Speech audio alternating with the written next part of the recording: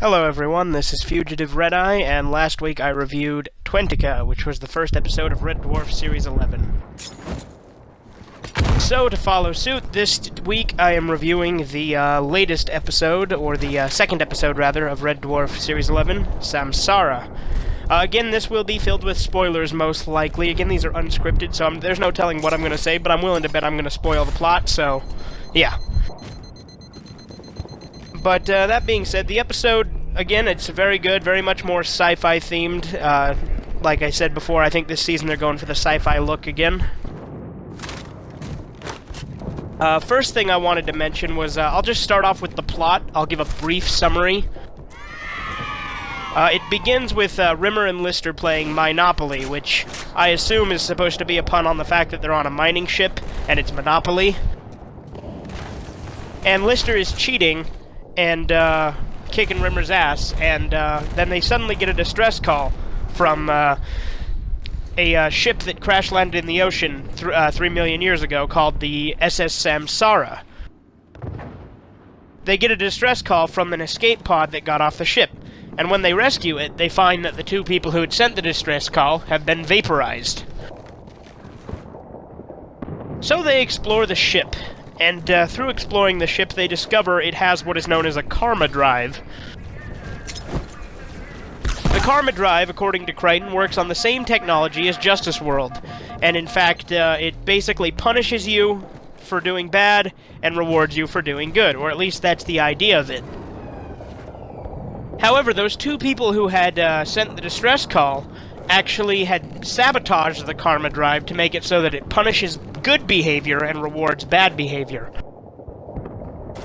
The reason they did this is because they were having an affair, and they didn't want to be punished for it anymore. But, in resulting that, they ended up killing the entire crew on the ship with the karma drive by mistake. And they managed to escape by doing bad things.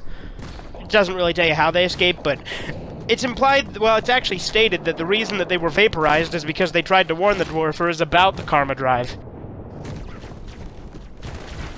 Now, then they discover the Dwarfers are like, alright, well, basically we can escape as long as we don't do anything good or morally sound, basically.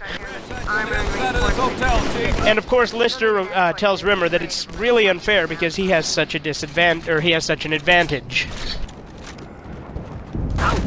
Now, pretty much that's the plot of Samsara. They're exploring the ship filled with corpses and discover the karma drive, which has been sabotaged. Now on to what I actually thought of the episode. I enjoyed it as much as I enjoyed Twentica. Again, I really do think this is a good season, and I really don't think there's any bad episodes of Red Dwarf. I don't think there ever could be. Like I said, in my Series 7 review, I do think Ducked Soup was my least favorite in the entire show, but that's irrelevant to this review. But in Samsara, there only one major complaint I have is I think it kind of ends abruptly. It ends with them, talking about how they have to leave the ship and stuff, and then right after that, it just basically ends. It doesn't show them leave the ship, it doesn't show anything.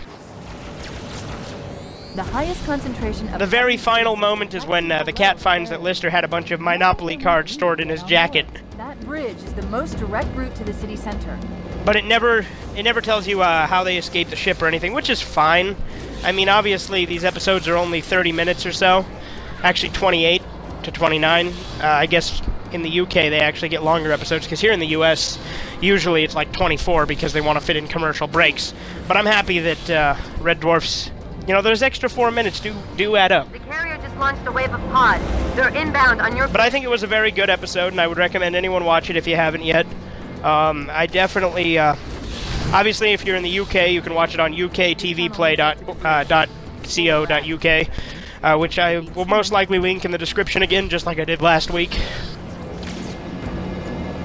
But that about wraps it up for my review of Samsara. Again, it's not super in-depth because I'm only reviewing one episode at a time, so there's only so much I can talk about. And other than that, this has been Fugitive Red-Eye, and smoke me a kipper. I'll be back for breakfast. Stay gold, pony boy. That's irrelevant. Whatever, I'm droning on now. This is the end of the video. Now. Okay, now.